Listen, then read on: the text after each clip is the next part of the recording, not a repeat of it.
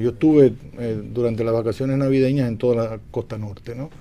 Y allí me quedé fascinado con la vitalidad, con el entusiasmo, con la capacidad emprendedora que tienen esas comunidades, esos ayuntamientos. Y yo creo que si el gobierno mirara hacia allá, de lo que está dispuesto a hacer la gente, ¿verdad? Sin rencores, sin dolores, sin todas estas tribulaciones, ¿verdad? Pues debería ayudar más, debería enfocarse más a eso, de ayudar a la gente en lo que está haciendo, no inventarse cosas y poner a la gente a hacer cosas, sino ayudar a la gente con lo que ya está haciendo. Y yo creo que eso es una gran esperanza. Sí, una esperanza que estés tan optimista y que continúes. Sí, y empezaste con sí, pero lo siento en la gente. Y mencionaste instituciones que de verdad están tratando de hacerlo bien. Yo pienso que nobleza obliga, y entre esas instituciones hay que mencionar la Dirección General de Aduanas, la Dirección General de Impuestos Internos, claro que sí, el Banco de Reserva, eso es obvio, pero el Banco Central, que ha sido un llanero solitario. Absolutamente. Así entonces es. Cuando precisamente por eso es que viene la preocupación, cuando tú puedes mencionar quizás 6 instituciones que están haciendo el trabajo bien, pero de repente más, porque yo creo que el trabajo que ha hecho Ligia Amada es muy bueno. También. O sea, por primera vez aquí se aprovechan las becas como nunca antes. Yo recuerdo que incluso en se perdía en el primer gobierno del presidente Fernández. Yo recuerdo que creo que era Rosa NG, que estaba vinculada a esa área, pidiendo que hiciéramos publicidad para que no se perdieran. Y ahora se están aprovechando. Pero entonces, ¿por qué si hay tantos puntos luminosos, de repente tú te das cuenta que hay una parte del Poder Ejecutivo o el presidente cede a determinadas si tú quieres presiones, y tú como comunicador debes saber que la comparecencia del presidente para supuestamente explicar las razones de los indultos fue algo inusual? Totalmente inusual, porque yo creo que fue su primera rueda de prensa que ni siquiera se supo en Palacio que iba a ocurrir. Es decir, no es habitual en él hacer esa rueda de prensa, y yo creo que no logró convencer a nadie. No, entonces son desaciertos. Pero además, que aparte ya del juicio ético que se puede hacer del problema, y evidentemente no hay ninguna ilegalidad involucrada. No, ninguna. Pero del juicio de lo correcto e incorrecto, me parece que fue muy torpe. Claro. Porque escoger a una sola persona para indultar y a 5 más para indultar, que son los más controversiales del universo, sí, y no acompañarlos de otros, por lo menos, ¿no? Me parece una torpeza inaudita. Ni de la marginalidad enferma. Es decir, vamos a coger 25 presas más una. Exacto. O sea, 26. Sí. Y coger algunos indigentes que estuviesen presos, más la condición de salud. Viene el equilibrio. Pero a mí me parece, y ese ahí, estoy en un estado absolutamente pesimista, porque me parece que hay una falta, hay un no me importismo del Ejecutivo, del gobierno impresionante. O sea, no les importa. Tienen la falta de preocupación de decir, señores, si esto hay que hacerlo, vamos a tratar de vestir esto lo mejor posible, a acompañarlo de otra gente, a hacer los indultos. Si lo de Sondland hay que... Vamos a hacer las cosas lo mejor posible, a ver si esto pasa, a ver si podemos convencer a la gente. No hay esa preocupación. Yo lo que siento que es una filosofía de gobierno que está agotada. Es decir, entiende que no se puede hacer más de lo que se está haciendo. Yo creo que está equivocado. Si vemos, por eso hacía alusión al entusiasmo de la gente. Si vemos el entusiasmo que hay en la gente, los debates que se están dando en la calle, el gobierno tiene una cantera por donde tomar ideas, pero lo que pasa es que no tiene ganas, porque entiende que no se puede hacer más. Para el gobierno, eso que tú me estás diciendo, lo que quiero decir, y quiero hacer un poco, recordar un poco aquello de Voltaire, ¿no? Con el doctor Pangloss. Para ellos estamos viviendo en el mejor de los mundos posibles. ¿Entiendes? Eso es lo que pasa. Ellos entienden que más de lo que se está haciendo no se puede hacer. No se pueden crear más empleos, no se pueden financiar más micro, pequeñas y medianas empresas, y no se puede hacer más.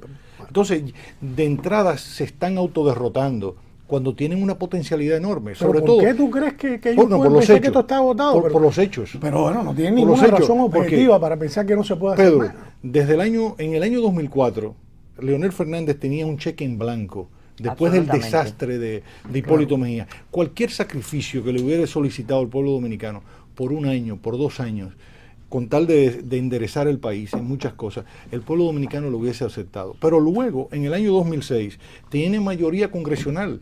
Es decir, que puede introducir los proyectos que entienda el partido de gobierno y él en particular y poder lograr su aprobación. Y no lo ha hecho. Entonces, independientemente de las condiciones personales que pueda tener el presidente, yo eso lo pongo al margen, evaluando los hechos, lo que me indica es que no tienen ningún interés. Tenemos que hacer una pausa, pero podríamos discutir si tiene o no interés o cómo nos percibe el presidente a nosotros, porque recordemos que se ha prometido una reunión de las fuerzas vivas de la nación. De eso me gustaría una terminología bastante que nos recuerda a nuestra infancia. Sí, me gustaría hablar de eso, sí. Regresamos de inmediato.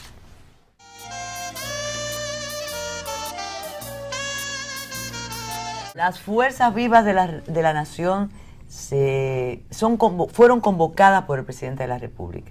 Si quisiéramos crear una discusión severa aquí, le decimos, Roberto, no tienes razón, porque fíjate cómo el presidente tiene una preocupación y quiere saber qué piensan las fuerzas vivas de la nación.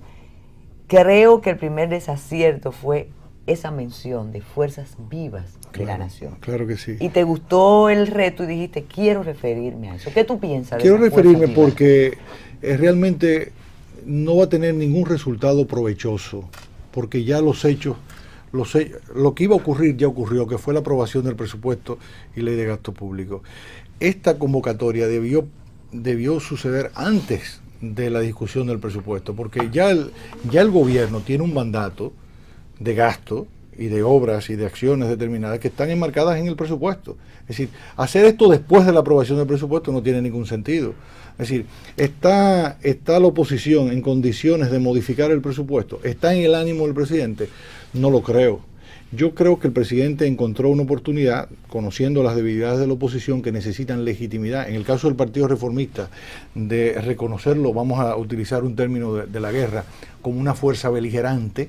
Se les reconoce como una fuerza beligerante, un partido que está desmembrado, que no tiene ninguna fuerza, y en el caso del Partido Revolucionario Dominicano, pues aprovechando los conflictos que hay entre los señores que siguen a Hipólito Mejía y los señores que están siguiendo a Miguel Vargas Maldonado. Ha sido una jugada inteligente de parte del presidente de convocar a esto, porque al diálogo usted no se puede negar nunca, usted tiene que estar abierto, evidentemente, pero resultados, ¿cuáles podrían ser en concreto? Yo creo que el presidente persigue dar la impresión de que hay una baja conflictividad en República Dominicana, crear esa sensación dentro de la población y quizás lograr un clima para él poder aprobar la reforma constitucional como él entiende que debe ser aprobada. Porque otra explicación no tiene, porque no va a variar el gasto, ya está establecido. No va a cambiar su política porque entiende que mejor de lo que él está haciendo nadie ni se puede hacer. Esa es la concepción íntima del presidente. Mejor de lo que yo lo estoy haciendo no lo puede hacer nadie ni se va a poder hacer. Entonces, ¿cuál es el propósito de esta convocatoria? Yo no entiendo eso. Crear este clima favorable porque en un clima de crispación usted no puede adelantar una reforma constitucional. Un remedio de aquel diálogo nacional en momentos muy difíciles. Sí. Durante el primer gobierno, recuerda. Yo tengo la impresión que al presidente no le importa nada. O sea, esa es mi impresión muy particular, viendo las cosas que suceden. Este hombre sencillamente le deja de importar. Él gobierna o está ahí de presidente, los días van pasando y está perfectamente. Pedro, porque es un emperador. Le importa mucho, muchas cosas. Lo que pasa es que es otra agenda. El presidente es exitoso. Claro, no, el presidente es exitoso en mantenerse en el poder, pero ¿dónde? Mira, yo verdad no puedo concebir esta idea tuya. Me parece, para mí, nunca la había escuchado, de que el presidente pensara que no se puede hacer más. Me parece que sería entonces una cosa demencial.